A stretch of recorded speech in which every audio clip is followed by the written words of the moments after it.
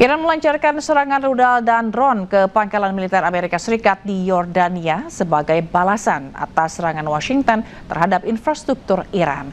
Serangan ini menewaskan 2 pasukan Amerika Serikat.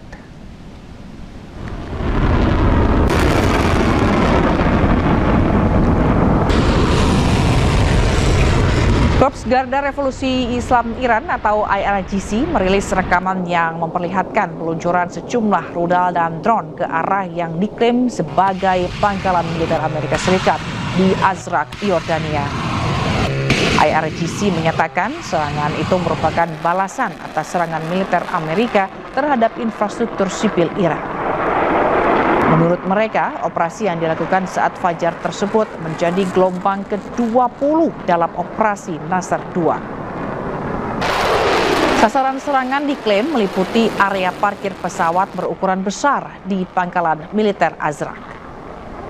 Serangan ini juga menewaskan 2 pasukan Amerika Serikat yang berada di lokasi.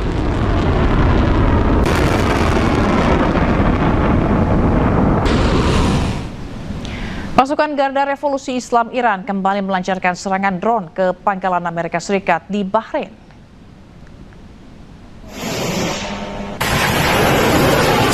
Pasukan Garda Revolusi Islam Iran mengklaim telah menghancurkan pusat kecerdasan AI utama dan depot drone milik Amerika Serikat.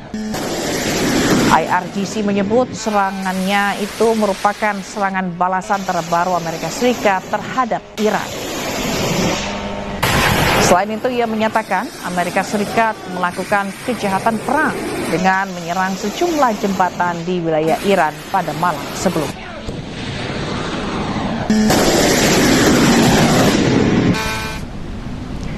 Tidak aktifnya sistem pertahanan udara di Irak, rentetan senjata dan ledakan terdengar di berbagai titik kota Erbil, Irak.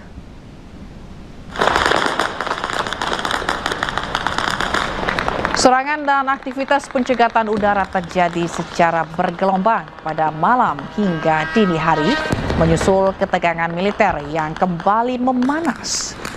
Rentetan senjata mencoba mencegat serangan drone Iran yang menyasar pangkalan Amerika Serikat di Irak, namun gagal hingga menyebabkan ledakan besar. Insiden di Irak ini merupakan bagian dari eskalasi ketegangan yang lebih luas antara Amerika Serikat dan Iran yang turut melibatkan sejumlah negara Teluk lainnya, yaitu seperti Bahrain dan Kuwait.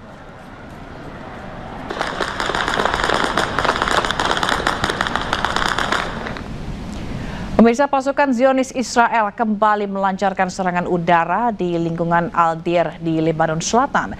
Israel akan terus beroperasi di Lebanon untuk menghilangkan ancaman apapun terhadap tentaranya dan warga sipil Israel.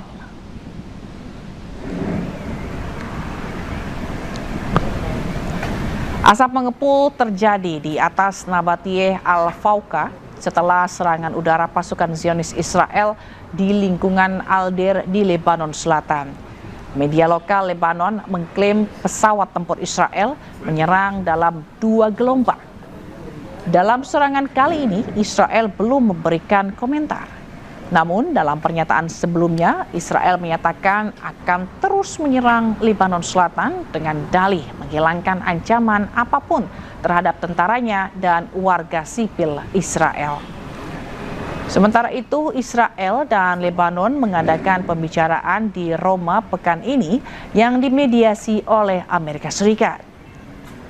Pertemuan yang dimediasi Amerika Serikat ditandatangani oleh Lebanon dan Israel pada 26 Juni, namun Hizbullah menolaknya dan terus melakukan serangan lintas batas dengan IDF.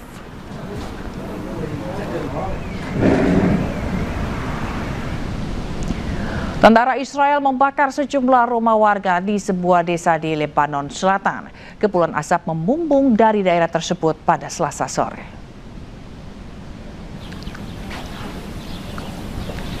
Asap tebal membumbung dari sebuah permukiman warga di Lebanon Selatan. Asap tersebut berasal dari sejumlah rumah warga yang dibakar tentara Israel di distrik Nabatiyeh. Rekaman video menunjukkan kendaraan militer Israel konvoi bersenjata di dekat desa Zautar al-Sharqiyah di distrik Nabatiyeh. Menurut Kantor Berita Nasional Lebanon atau NNA, tentara Israel membakar beberapa rumah di desa tersebut. Kantor berita tersebut menambahkan pasukan Israel bergerak melalui kota Zautar al-Gharbiyah dan Zautar al-Sharqiyah, di mana dilaporkan terjadi tembakan senapan mesin yang hebat. Militer Israel belum memberikan komentar terkait laporan pembakaran dan penghancuran rumah-rumah di Zautar al-Sharqiyah. Namun sebelumnya mereka telah menyatakan akan melanjutkan operasi di Lebanon Selatan untuk menghilangkan ancaman apapun terhadap tentara mereka dan warga sipil Israel.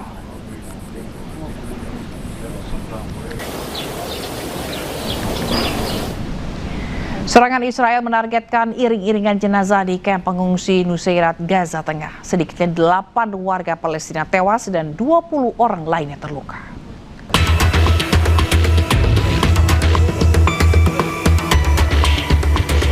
Delapan warga Palestina tewas dan 20 lainnya terluka dalam serangan udara Israel yang dilaporkan menargetkan iring-iringan jenazah di daerah Suk al-Balata di kamp pengungsi Nusairat di Gaza Tengah, Palestina. Rekaman menunjukkan keluarga-keluarga yang berduka berkumpul di sekitar jenazah orang-orang terkasih mereka yang terkena serangan udara Zionis Israel pada hari Jumat. Kerumunan orang juga nampak berkumpul di luar rumah sakit Al-Auda membawa jenazah dalam prosesi pemakaman. Saksi mata mengatakan saat kejadian, para korban tengah membawa jenazah ke masjid dan melaksanakan sholat jenazah. Namun ketika para pelayat keluar dari masjid, serangan Israel kembali menghantam mereka. صار استهداف قبل ما يصير الاستهداف هذا.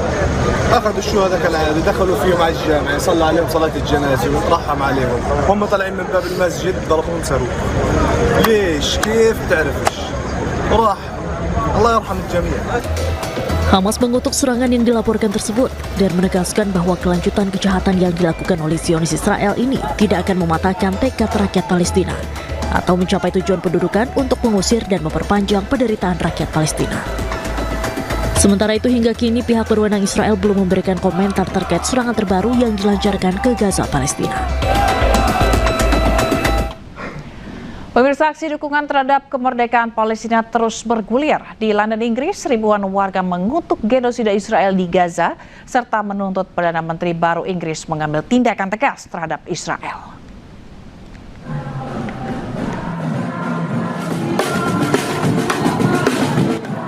Para demonstran pro-Palestina membajiri jalan London Sabtu siang.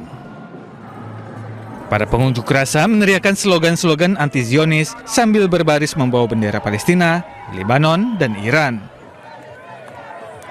Massa menuntut agar Perdana Menteri terpilih Inggris, Andy Burnham, mengambil tindakan yang lebih tegas terhadap Zionis Israel. Words and platitudes aren't enough. We need positive action, we need determined action, and we need to see real sanctions on Israeli arms companies. We need to see an end to cooperation with our military, with their military. We need to see an end to any spy flights. We need freedom for the Palestinian people. Sementara itu, Duta Besar Palestina untuk Inggris, Hussam Zumlot, juga hadir dalam unjuk rasa menentang genosida Israel di Gaza. Hussam mengatakan Perdana Menteri Inggris yang baru harus mendengarkan tuntutan rakyatnya. Well, to listen to the voices of his people, that's the most important message. This has become the largest, the longest solidarity movement, anti-genocide, anti-occupation, anti-oppression in the history of this country. The British people have spoken, and Andy Burnham is known to be a man of the people, and this is the voice of the people, and this is the verdict of the people. Just outside the office he will occupy tomorrow. Aksi unjuk rasa ini terjadi beberapa hari setelah Andy Burnham dikukuhkan sebagai pemimpin Partai Buruh dan akan menggantikan Starmer sebagai Perdana Menteri. Pemerintah Starmer diketahui mendukung Israel dan menolak seruan untuk sanksi besar-besaran terhadap pemerintah Zionis. But these